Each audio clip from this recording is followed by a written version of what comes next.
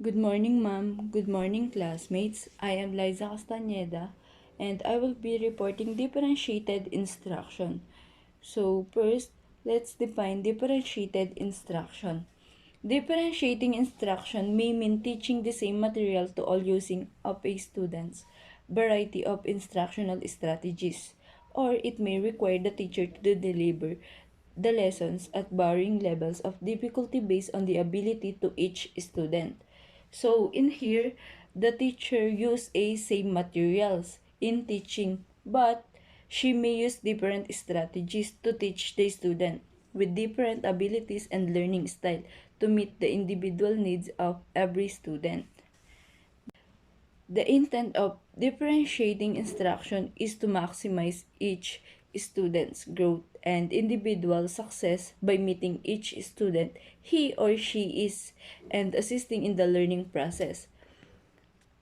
So, differentiated instruction is a process to approach teaching and learning for students of differing abilities in the same class. Differentiated instruction aims to improve learning outcomes. With this, they will be able to concentrate and improve their learning outcomes. You have to conduct activities that allow students to participate in a better understanding of the concept. Next is increased engagement. So, it is important to engage them for long periods of time by taking classes that are fun and interesting. Next is inspire a love of learning. Remove the inhibitions on their curiosity and encourage them to show the passion.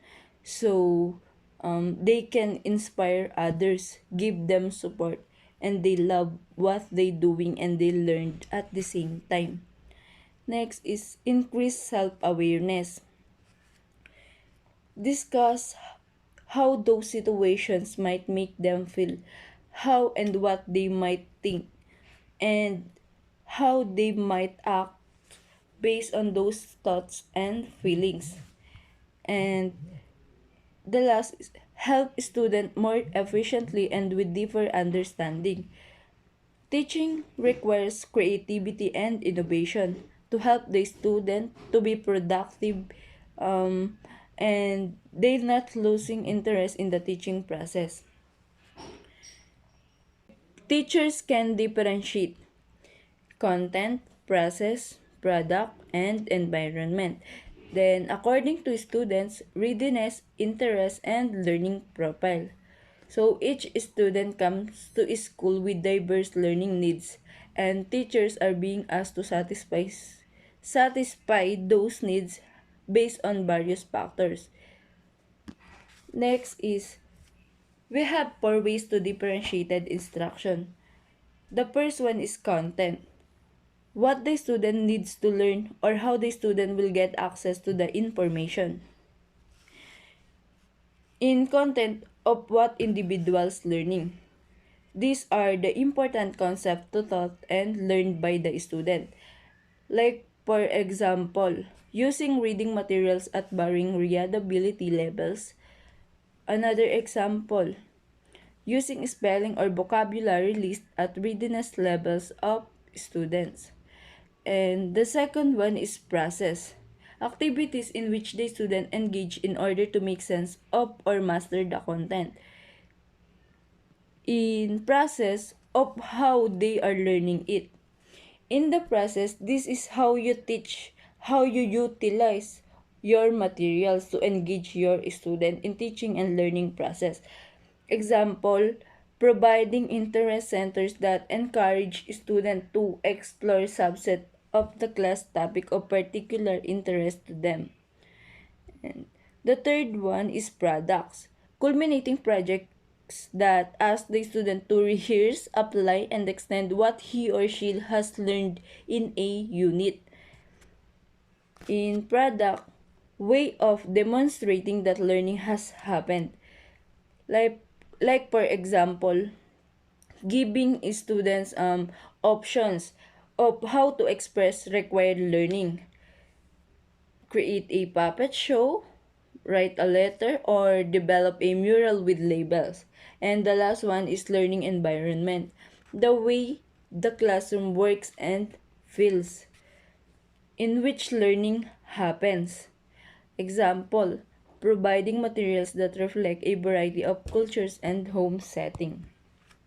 Next is these curriculum related factors are based on student need in three areas. Readiness, student preparation for learning specific information or skills. Interest, what appeals to students and thus motivates them to learn. And lastly, learning profile, how students approach the task of learning. Um, Teachers can differentiate at classroom elements based on student readiness, interest, or learning profile. Next is, so why differentiated instruction?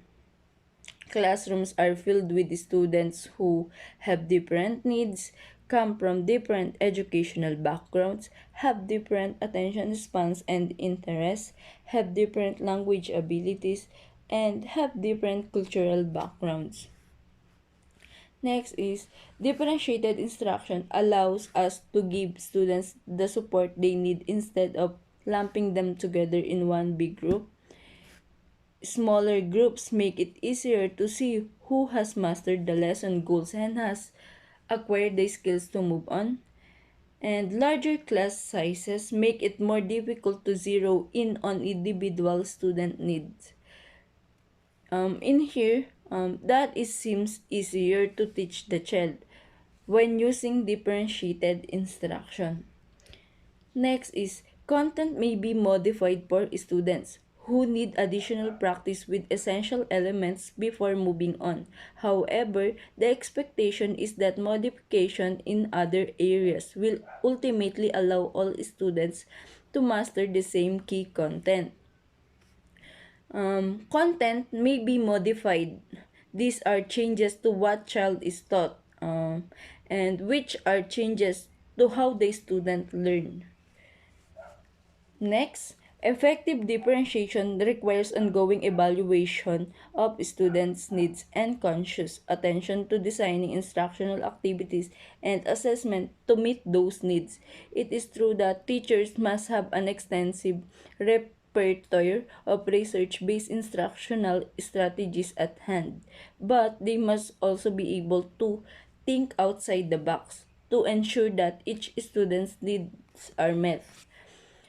So, the goal of differentiated instruction is to create learning opportunities that make allowances for differences in how individual students learn in order to ensure equal access to important academic content.